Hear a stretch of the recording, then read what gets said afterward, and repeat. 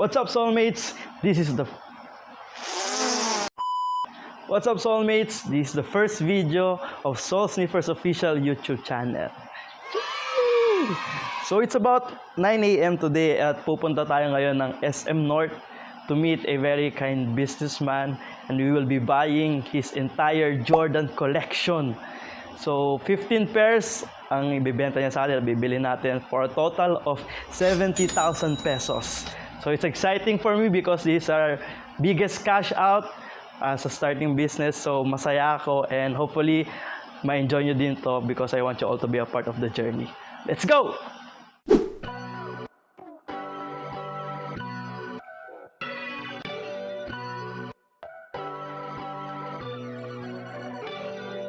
Sneaker collection ng millionaire, guys. Gumawa ng shoe flex. Yeah. So fit check. Hindi na may dumi agad, no? Sorry sir, sira yung ano ko. Good. Opo. Dalisa lang magbukas. No problem. Kailan ka plus subo ng football? Actually naman lang, ano ba? September of last year lang. Huh? Eh, yung mawala niya. Yan, brand new yan. Hindi ko yung nagamit ko yun. Siyempre. Hindi ko pa yung susukat. Buti hindi naman against sa pieces sa collection. Ay, no. I bought her a house. Kaya wala. Wala siya nagagawa. Wala siya nagagawa.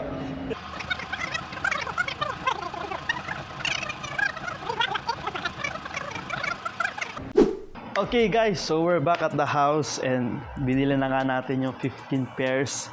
At sabi ko nga sa inyo kanina na mabait si sir dahil binigyan niya tayo ng freebies. 2 Funko Pop Jordan. Yan. Binigyan niya tayo ng Funko Pop as part of the 70,000 deal, and a Jordan canvas poster.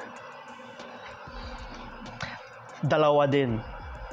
So I'm keep this dahil nagpaplano, inaayos ko ngayon yung storage room ko, so ilalagay ko siya doon para for aesthetic purposes ba. So titingnan natin yung mga shoes na binili natin, and again, this is 15 pairs, all size 9. Some of them are used and some are brand new. May mga iba siyang binili na ilang beses lang niya ginamit and then nakalimutan na niya na meron pala siyang ganung sapatos. So binili natin yung lahat, and yun. So tingnan natin yung unang sapatos. This is a Jordan 1 Low, the black elephant, size 9. This is used like 3 or 4 times. So ako guys, preference ko. Actually, size 9 ako eh. Lahat to pwede sa akin. Pero kailangan ibenta. Dahil wala akong pangbayad ng pang-personal. Dahil wala akong pangbayad ng pang-personal.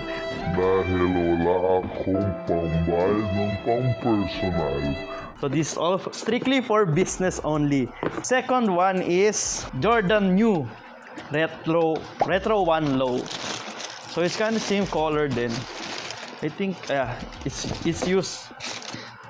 So these are good as new, guys. This is the Jordan 1.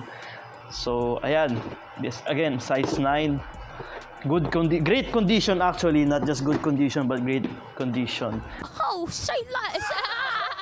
So next na pair na ating is Air Jordan 7 Retro.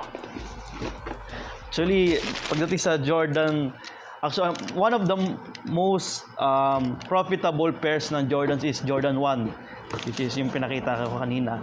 Itong dalawang to. Ay, hindi pala to Jordan 1. This is Jordan 7.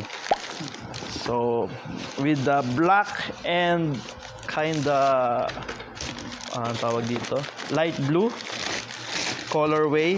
I believe this is the UNC colorway, black and UNC colorway. So this is again size 9, used a couple of times. Makikita mo siya sa swelas, but still great condition, and it's Jordan, you know. Lahat ng Jordan, pagdating sa Jordan talaga sobrang mabenta nito. Another shoe is, this is Nike Air Flight Huarache. So, I'm sorry for the grammar kung mali yun, pero Huarache muna sasabihin ko sa kanya, pagkakabigkas ko sa kanya. So, this is brand new. Yeah, this is one of the pairs na brand new. Actually, ang sabi niya, binili lang niya, then tinabi niya. Pagkatapos, hindi niya naalala or hindi niya na ginamit.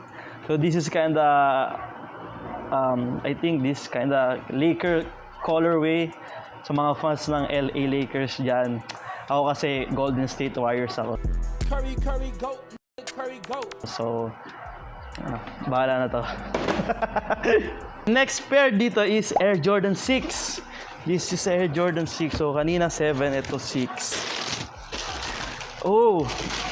This is the red colorway. Kind of like the Chicago colorway. So, this is Jordan 6.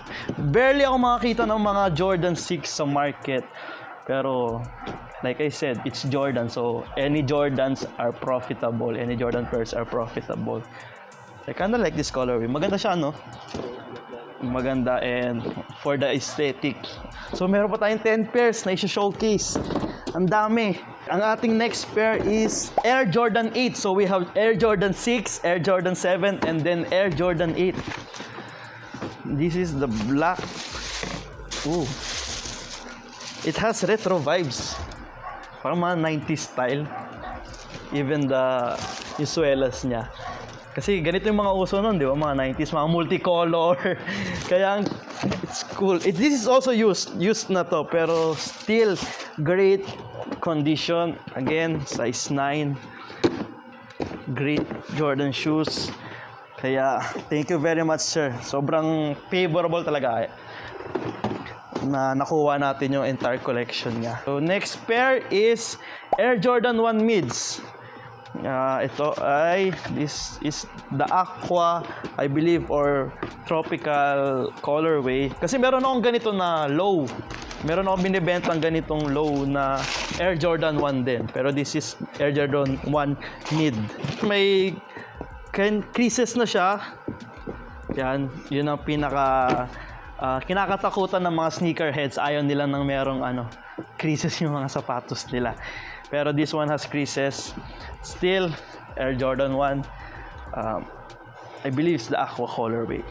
So next pair, guys. This is the Jordan 1 Mid Special Edition. Di ko alam kung anong tawag dito mismo sa pangalan na colorway nito. Pero I believe by the time na ipopost ko tong video is mailalagay ko na siya sa ating video. You are correct, sir. So, sa mga fan ng Jordan 1 Mids, Soul Sniffer, guys. Go follow Soul Sniffer on Facebook and Instagram.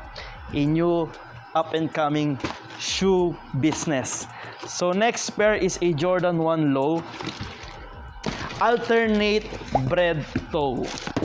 Ito, sabi sa akin ni Sir, nagamit niya talaga ito sa Hong Kong Disneyland pa.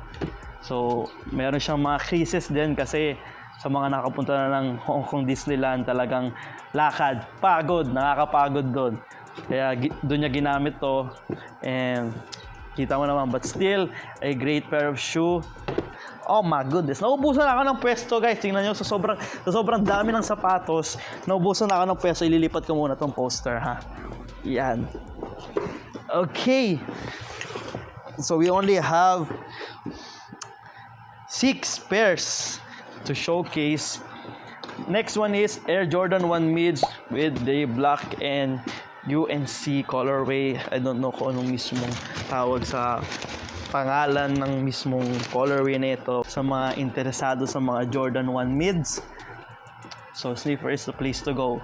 Another pair is Jordan 1 Jordan Stay Loyal. I'm not sure kung ito ba yung mismo kasi nung dinala ito sa amin, guys, I will be completely honest with you, nung dinala ito sa amin or nung nag-meet kami, most of these shoes ay naka-acrylic box. So hinulaan namin kung ano yung shoe box nito. So I'm not sure kung ito talaga yung Jordan Stay Loyal to. I'm not sure, please don't judge me. Actually, this is nice. This is a nice colorway. Actually, Isaac, yung videographer ko today, naka-Jordan 1 na siya na mid. So, actually, pwede niyang sukatin to eh. Siguro, bibili din siya balang araw. Tingnan natin. Pero, all of this ay kasya sa kanya. Another pair is a Jordan 1. Again, Jordan 1 mid. Ito guys, nagulat ako nung nakita ko to. This is brand new. Nagulat ako nung nakita ko to. Sabi ko meron palang ganitong colorway. Ang ganda. Nagandahan ako actually dito sa pair na ito. So another pair is a Jordan 1 low. This is the bread toe. Kita nyo naman guys, nakatanggal pa yung kanyang laces. And itong dalawang to, one of the most famous sneakers, kundi last year up to now. This is the bread toe. This is the alternate bread toe. Size 9, Jordan 1 lows. Second to the last, this is the Jordan 1 mid special edition craft. Ito, nung na-meet ko si Sir, actually na-meet ko siya. Ayan. Just to give you a little background, dami ko nang sinabi nung di ko pa sinasabi kung paano kami nag-meet. Actually, na-meet ko siya because nakita ko yung kanyang advertisement sa Facebook. And he was selling Jordan 4 Retro Thunders. Well-known na shoes din. So, binili ko yun sa kanya and then I told him na I would use the shoe to resell. So, sabi niya, nagre-resell ka pala. So, kung sinabi mo sa akin, mas bibigay ko sa'yo ng mas mababang price, etc. etc. Then sabi ko, if ever mayroon pa po kayong mga pairs, just let me know and I would be willing to buy it. Then sabi niya, I'm willing to clear out all of my Jordan collection, all of my shoes. Kasi, di na nagagamit. Actually, di na nagagamit mostly. So, sabi ko, send nyo po sa akin yung prices, send nyo sa akin yung pictures, and bibiliin ko po. So, nung nakita kami, last week lang po yun, nung nakita kami, ito yung suot niyang sapatos. So, this is used. Again, this is a clean shoe. All black, medyo may slight touch of gray siya. And then sa logo, the Air Jordan Wing, it's a black and red colorway. So, ganda niya, di ba? Go follow Soul Sniffer sa Facebook and Instagram. So, last shoe, which is ang pinagmamalaking pair ni Sir, the Jordan 1 Mid Rebellionaire. Oh, actually, this is not mid, this is high.